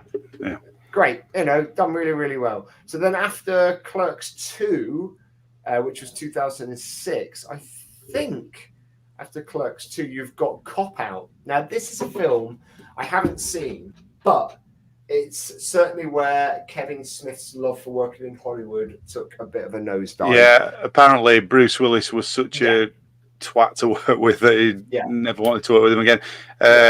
Tracy Morgan, though, he said he loved working with him. And I mean, the film, it's not that bad a film, to be honest. You can't tell there's any tension with him, obviously, on the screen. But, it's like one of those throwbacks to the cop movies of the day in the 80s, that kind of, that's what he's going for. And to the point of having Harold Faltermeyer doing the score, who did Fletch and Top Gun and things like that, So, so 30 million budget, it took 55.6 million. Right. Now, it's funny because this is Kevin Smith coming in as a director, not as a writer. Everything else up until this point, he's written. Right. Did he write Jersey Girl? I think he wrote Jersey Girl as well. I think so. Yeah. It's set in Jersey. It's where it's set. Yeah. So this is one of the first films, or if not the first film, where he has just come in as a director. Now, obviously, up until this point, there's been the failure of the Superman movie as well, where Prince was going to do the soundtrack to it and basically taking over the whole film and became very sort of controlling, and it all just fell apart. I'm not going to even try and retell any of the narrative for that, but go to any one of Kevin Smith's live shows. He can often be found talking about that subject, because it's quite, I just won't do it justice, but the stories he's got to tell about how Prince was involved in that potential making of the new Superman film. It's brilliant. Well, those spoken word shows of Kevin Smith are all good. There's about, I think it's three of them, four. God, no, there must be about 20 of them now. Yeah, there's loads. Really? There's one that's free that you can watch on Amazon now. Right. And it's from like 2012 maybe, and it's filmed in London. And they're so good though, aren't they? All the stories he does, and really good storyteller, Yeah, he's brilliant. He's absolutely brilliant. But there's a point where so we're coming to the point now where Kevin Smith's career is hitting a crossroads. He can go one way or another. Now, I watched him do. There's a podcast that I listen to called Tell 'em Steve Dave. Tell 'em Steve Dave is a line from Mallrats. It's where Brody's trying to get into the comic book shop and he can't get in because Stan Lee's doing a signing. And there's this huge queue with an hour wait. And there's these two geeks that are like, no, you can't come in. You can't come in. And they start arguing with Brody. Brody's being a dick to them. And one of them, who's played by Brian Johnson, says something arsey to him. And Walt Flanagan's character goes, tell him, Steve Dave. And as a result of that, Kevin Smith sort of gave these guys, Brian Johnson was going through a really bad prescription drug addiction at the time. Right. A number of years later, and Walt was like, look, you got to speak to Brian, man. He's going through a really bad time. And Kevin Smith podcast was coming up. He said, look, you guys should do a podcast. When you guys are guests on my podcast, everybody loves you. Everybody loves you because you're like a married couple, because you've been friends for so long, and now you're in your 30s. You're bicker like you're brilliant. You should do your own podcast.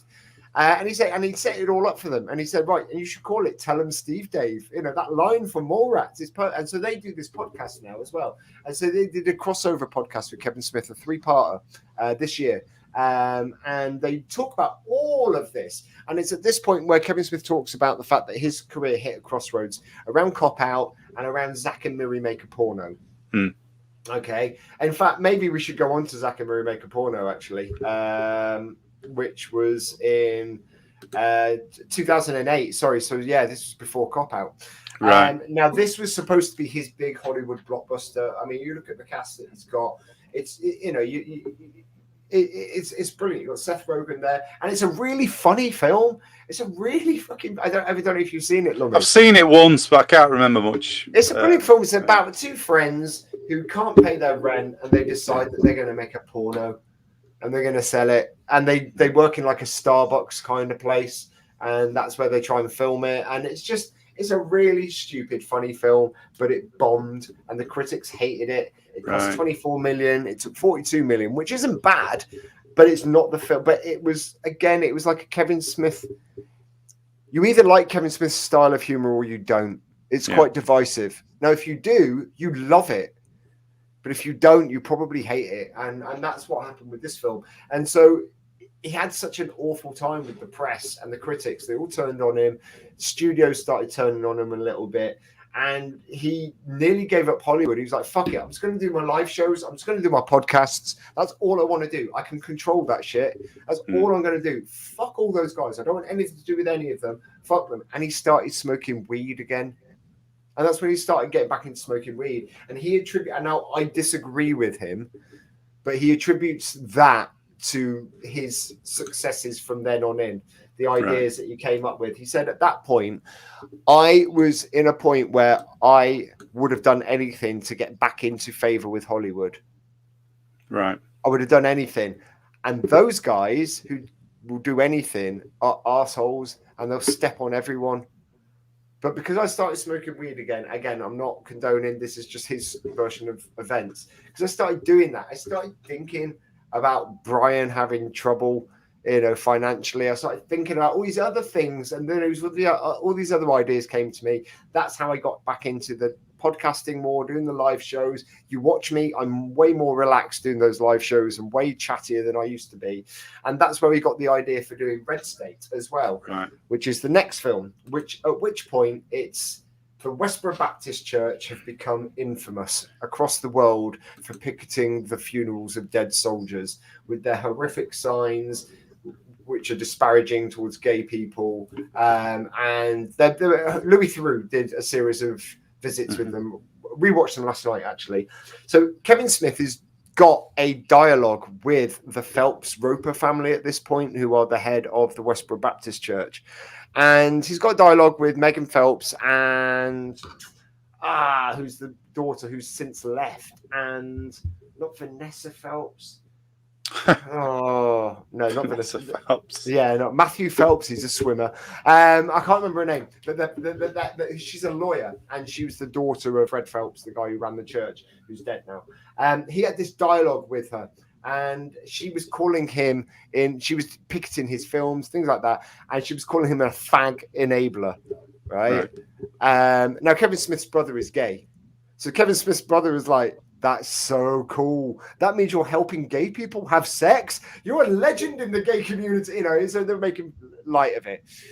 Kevin Smith wrote this film called Red State, which is about a religious cult of murderous fuckwits, and about a guy who goes on Craigslist to try and have sex with some random lady, and he ends up drugged at this cult who are killing people almost like for like a sort of ritualistic sacrifice almost, and they're rednecks, and he makes this film about it, and it's basically about the Westboro Baptist Church, and he starts having these kind of conversations with the Phelps family, and they decide that they are going to come and picket one of his premieres. Now he's decided he's going to release this film with no help from the studios whatsoever. He wants no publication. He's taken on a tour of American universities and high schools. And that's how he did. And it's just an interesting way of marketing the film. You did not see it in any cinemas in that way. He went and took it, and he went and did a talk after the film, it's a Q&A. And he just had control over everything. And actually, it's a brilliant film. And again, the cast is really good. It's a really fun film. I don't know. Did you say you've seen it, Lummy? I've not seen it. No, I've not seen this one yet. Okay, so it's in 2011. Michael Parks plays one of the main guys in it. John Goodman's in it. He's brilliant in it. It's absolutely brilliant. But the budget for this was $4 million, but it only took $1.8 million. But that's because it didn't have that full box office, cinema release. But yeah, it's a really good film. You get a chance to watch it again. It's very different to a lot of other Kevin Smith films. It's a very serious film, but it's brilliant. It's a horror film basically, right? It's great, and it's where we started kind of going off the wall a little bit, experimenting, because the next film was Tusk in 2014.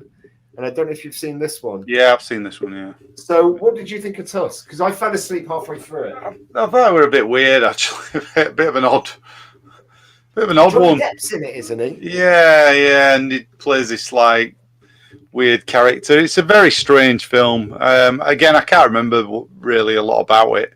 But, yeah, I remember watching just thinking, what? So it's about a guy who turns himself into a walrus? He like goes to this place and this guy turns him into a cat.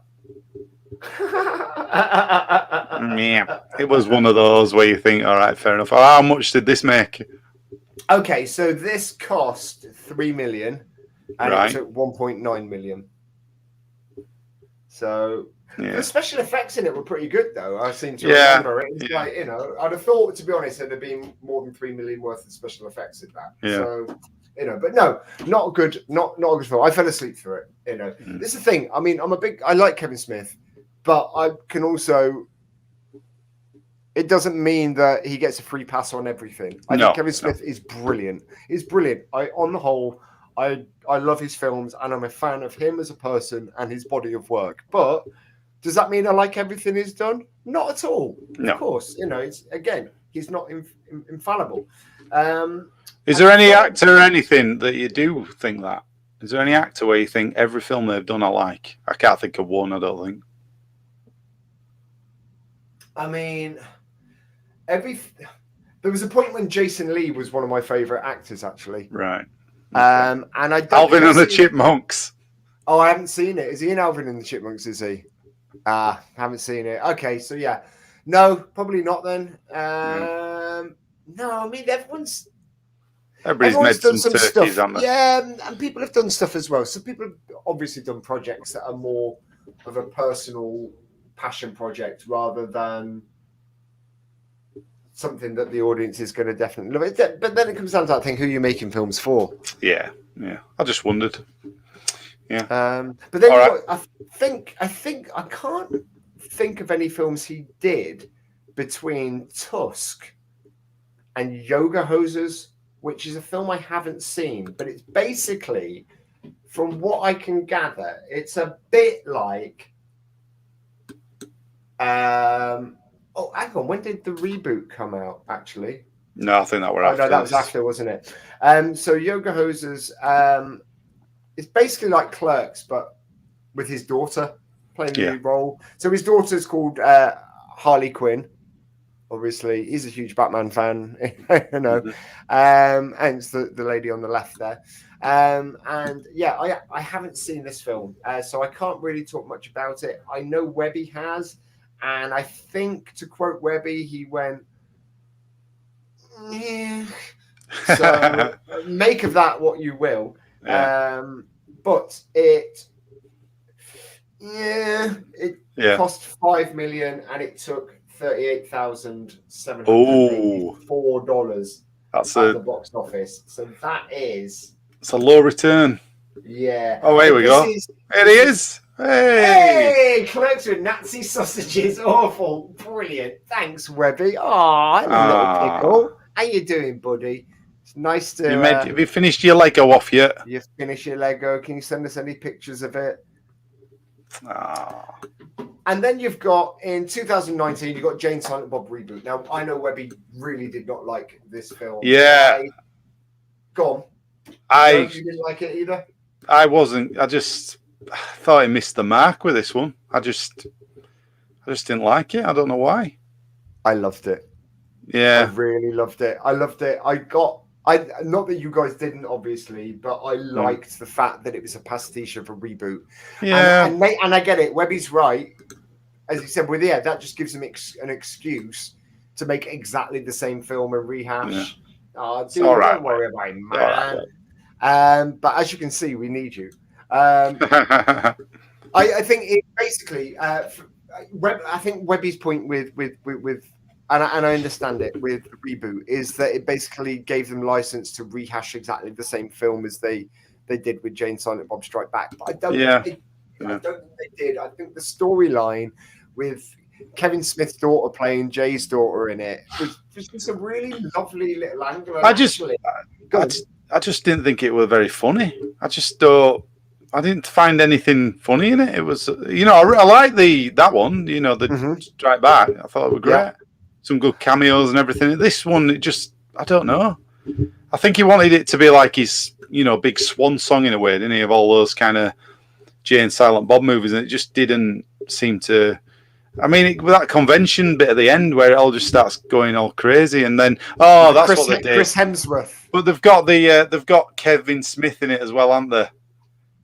As himself. Who's playing almost like a Tony Stark version of himself. But it was like I'm as you'll know from watching the show before, and I've mentioned it before, I don't like it when they put themselves into things and they're like, I'm in this universe, and it's did it with Red Dwarf, didn't they, where they went to Coronation Street and all that stuff. I can't stand that. I always think that's weak writing. It's just like, but I think, it's just that he's very good at making fun of himself. Yeah, that's fair. He's very good at making fun of himself, and I think it just gave him an opportunity to be able to do that. I like the Ben Affleck bit, and I was glad they made up because they fell out, didn't they? And that speech that Ben Affleck did in it were good. And that was a really nice scene with Ben Affleck having a daughter as well, and it kind of so that was the really thing I liked about it. So it gave us, it furthered the character arc that Ben Affleck's character had. I can't remember the name of the character, but from Chasing Amy, and brought his, brought Amy back with it as well, and it played around with that a little bit. The whole thing it furthered from the reboot as well, where he ended up having a daughter. And the only thing I didn't like about it was the Chinese girl with the worst Russian accent I have ever. And they probably went for a caricature kind of style Russian bad guy accent, but Holden, thank you, Webby. Holden, yes. Holden McNeil, I think it is, or Holden Neal, something like that. But yes, the really, really bad Russian accent that character had, it was awful. It was really bad. But otherwise, I thought there was nothing that was as, like the whole Cockknocker thing, the whole thing with Dawson, the thingy from Dawson's Creek, James Van Der Beek and all those guys. I just enjoyed it. And again, he brought a shitload of people back. Yeah, that are really big names that would have gotten nothing from this film other than presumably the joy of working with Kevin Smith again and being silly. I mean, there's got to be something about it for all these people. They're not coming for a big payday, that's for sure. No, none of this is going to advance their career. They're not going to get. It's not a critically acclaimed performance for any of them. So why are they doing it? There's got to be something. Maybe he's got some on them all. Maybe they were all involved in the Harvey Weinstein scandal. He's got the names on the document. I just can't help but think it's because actually artistically he's a really fun person to work with. And I'm sure they do have a laugh, I'm sure they do have a laugh on there. But you're not going to purposely put yourself into something that's shit. Like Paul Rudd, I want to do a Deadpool 3, but only if Disney are going to let us do something interesting with the character. I don't want to do the same shit.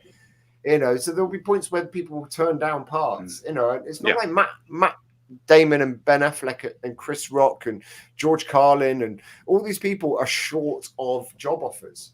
I guess it's somewhat a bit different for a minute, rather than being in these giant blockbusters where everything's riding on them.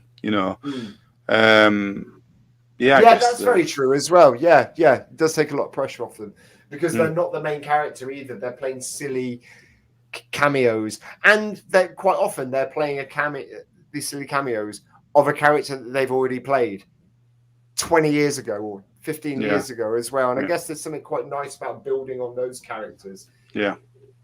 And also, I would imagine it's because, like we said earlier on, Kevin Smith writes really good dialogue.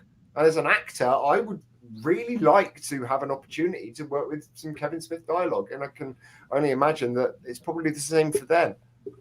Even if you want to be in a Kevin Smith film badly, don't you? I'd love to be in a Kevin Smith film. I really would. I mean, I'd like to be in a lot of films. I was chatting to a mate of mine, Chris Dillon, actually today, who was in the new Red Dwarf or the last Red Dwarf season, and he has been going. He said, "I love chatting to Chris. It was lovely catching up, but." It was very much like, why are you phoning me to tell me this? But he must have had about 100 auditions since, all for TV series, all from like feature films, things like that.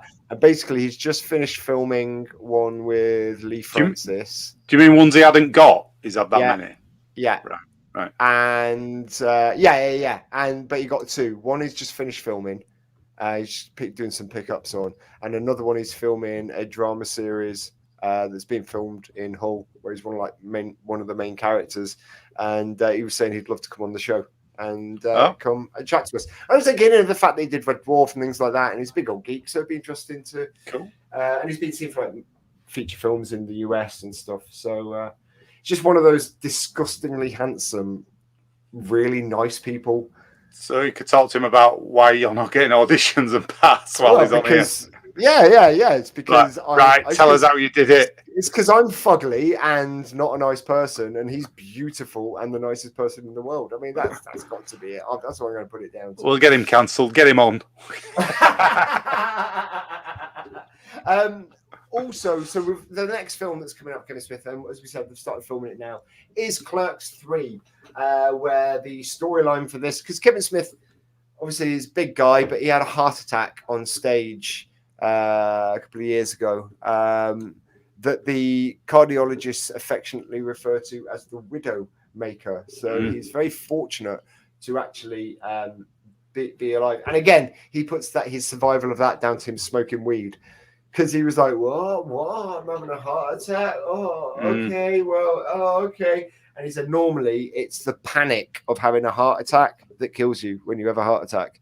Anyway, that's his version of events. But he's obviously lost a huge amount of weight. He's become a vegan, and basically the role of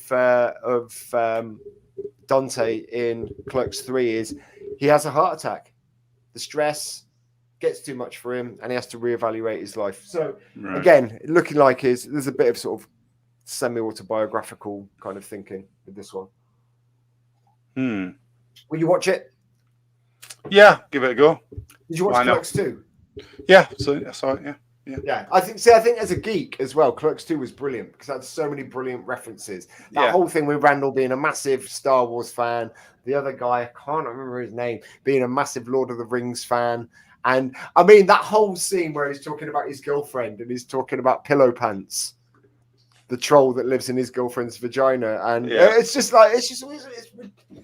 absolutely ridiculous, really far out there kind of dialogue, but it's absolutely brilliant. I think that's what he does best in them kind of scenes where people are talking about pop culture. It's always been the staple of his best films, I think. Yeah, the thing about the Death Star and all that. Yeah, even the reboot, I think that's what it didn't have anything like that in it, I don't think. That's a good point. That's a really good point. Yeah, and the only things they did have in it were about the mythical Blunt Man and Chronic. Yeah. Transformers being a gift from God. Yes, that was it. That was amazing. Yes. Yeah, absolutely amazing. No, it's brilliant. I'm a big Kevin Smith fan. I don't think everything he's made is brilliant, but certainly I think, he's brought me more joy than disappointment in my life. And what a success story for when he made Clerks, and to do it on that low budget and for it to take off that way, it is one of the success stories in it of our time, really. When you look at this stuff. I mean, he has gone from being a golden child, and he says this himself. I've gone from being the golden boy to suddenly just being a director. Yeah. But he's along the way though. He's got to meet all these, Stan Lee and all that. I mean, that must have been, to meet him and have him in your films and everything, and be on friendly terms with him and all that stuff. But it wasn't for a comic book guy. It wasn't just that. I mean, Kevin Smith pretty much looked after Stan Lee towards the end of his life, when there was all the reports about him being badly treated by his carers and things like that. Yeah. It was Kevin Smith that, because it was nobody knew about it, and it was Kevin Smith who sort of put a protective ring around him, not a Matt Hancock protective ring. Yeah. I'm getting married at Skywalker Ranch, yeah. Yeah, that's true. That's true. I think, because he's such a big, geeky, childish fan of all of this stuff, I think that's always, if you're a name and you happen to be a fan, like a massive fan of another named person's work, that's only going to endear you to that person, isn't it? And you're only going to then become friendlier with them and potentially work together and all that sort of stuff. It's fantastic. I think he's done really well, and it seems like a really thoroughly delightful human being. But go to the Smodcast Network, where you can listen to him talk to a range of awesome people. I mean, the interview that he had with Grant Morrison, it's a 2-part interview. It is one of the, I can't say one of the best bits of journalism, but the interview with Grant Morrison is incredible. I felt like I came out of that just with eyes wide open to things that I'd never even heard of. It's just exceptional. But just a really cool, fun, silly guy, and enjoy his work. Yeah. What about you, Lummy? Do you have any other comments? Is there anything that you want to say about Kevin Smith's work? No. Do you have a favourite film? I'd have to. I think I would actually have to say Chasing Amy is my favourite film. Really? Okay, because that was my least favourite of the trilogy when they first came out, before the others came out. Yeah, it was the one that just seemed a bit more commercial to me, and it's like an idealistic counterculture sort of 19-year-old that. Yeah. Although having said that, I do like the first Clerks as well. It's like, it's tricky. There's a few in there. There's a few good ones where you think, oh yeah, and then you got Mallrats. They're all Dogma as well. yeah. Some of the writing in Dogma is incredible. Actually, there's I know exactly. I know, right. The bit that makes me laugh. There's the Indiana Jones reference, isn't there, where it says no ticket. No ticket. Right. I had to explain that to my girlfriend last night. That was brilliant. Right. So I was just because I timed it perfectly, and I said it at the same time because I do. I'm annoying. We do it with. I don't know if you do that as well. You say lines of films that you've seen a million times when you're watching the film again. No, I'm respectful when I watch. I see. I'm not. I recite. And I did it, and it was bang on time, and she started laughing and shaking her head. I was like, "It's because it's a reference from Indiana Jones." Yeah. I think like, is that the only Indiana Jones reference he does in his films as well? I was listening out for that actually when I was going back through them. And having rewatched Clerks 2 just last night, that is in many ways that's a pretty perfect film. So is that your favourite? Wow. I don't know. Maybe Dogma was incredible. I remember going to see Dogma at the cinema when it came out. I went with Lee Lindley to see that. Oh, yeah. And The View on Kirksall Road. And I went to like the midnight showing of it. And it's just, it was obviously hardcore Kevin Smith fans in there. People were dressed as Jay and Silent Bob. It was like the comic book convention at the end of the reboot. But yeah, no, it was a lot of fun. Yeah, it was really good. And Webb's favourite, obviously, I know he's not here, but is Yoga Hosers. Yoga Hosers. Webby loves a bit of Yoga Hosers. It's his film that he has Blu-ray and things like DVD. That. Blu-ray. Yeah, he loves. Yeah, director's commentary. Yeah, exactly. He loves it. Loves it. Oh, I mean, there's so much we can say about Webby now, isn't there, that he's not here this week? What's your favourite quality about Webby? What's favourite quality? Probably comment.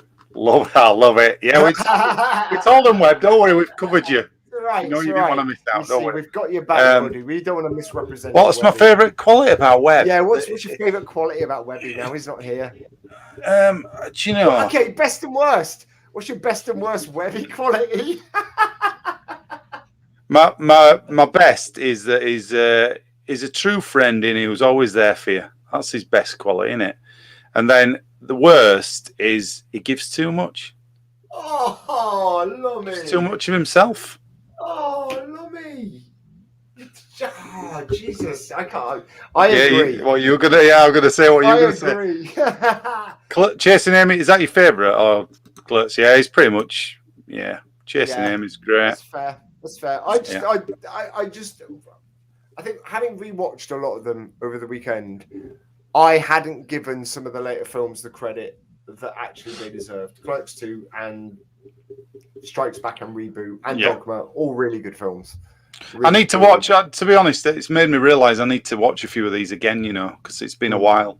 So and you forget how long ago it has been since you watched this stuff. So I think that's the thing about Kevin Smith films, because they're so wordy and lots of little jokes. There's so many jokes that you completely forget. So it's well worth a rewatch. Worth a rewatch.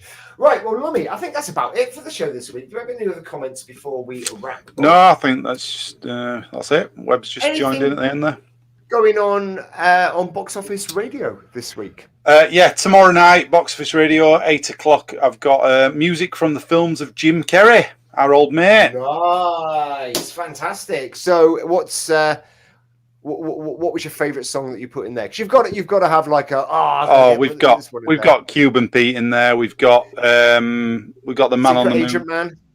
No. It's more just Jim Carrey, and then score music. So would you like? So I don't know how it understands how I don't understand how it works for the rights for you to be able to use songs on something like Box Office Radio. Presumably they pay. Yeah, there's like a license that they pay, right. So you can use shops it. Shops are supposed to have.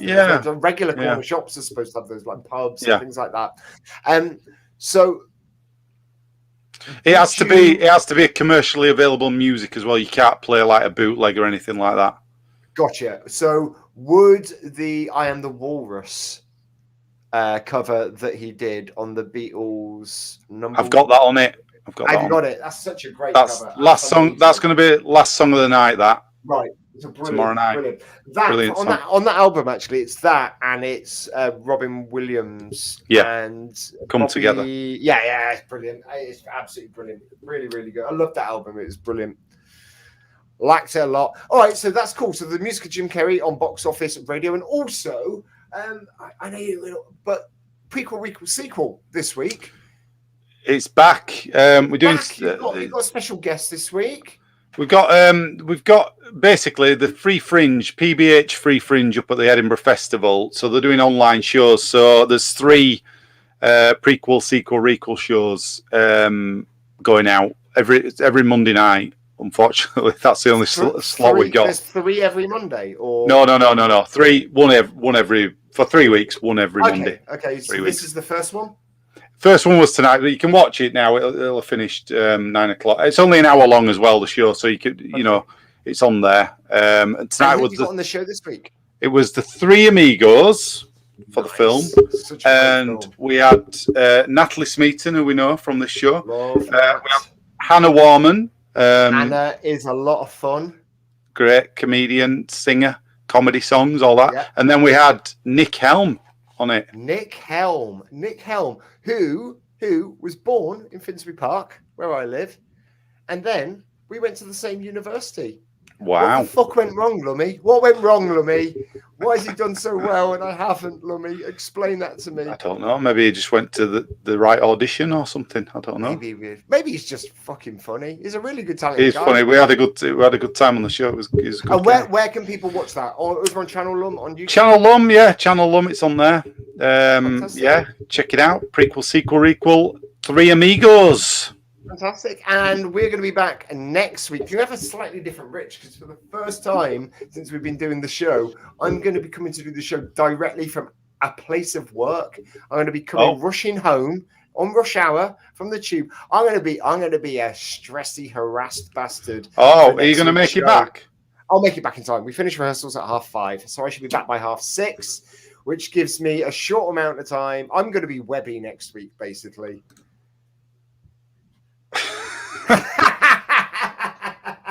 I don't blame you. I'm about to go and watch it myself. Yeah, we'll all go watch it. Look, ladies and gents, thank you so much for watching the show. Thank you for taking part in the show. Martin, thank you very much for all your comments. And ladies and gents, Gemma, watching Gemma as well. Thanks for joining in. Gemma and Webby. Thanks, Webby. And those of you who will be watching this retrospectively, feel free to follow us over on our YouTube page. It's All Geek to Me. Go to Channel Lumb and give Lummy a follow as well, because he's got some fantastic content going out on there. Go to our Twitter page at It's All Geek Twit. But please share the heck out of our content, because your views and other people's views make us very, very happy geeks. We're trying to create a community here and increase our collective nerd knowledge. I love you too, Webby. Do you know I'll leave that up as we say night. Do you know what? So I think we should just wave goodbye, and that should be our comment at the end. It makes us feel like Webby's with us. So, ladies and gents, see you next week. Goodbye. Bye.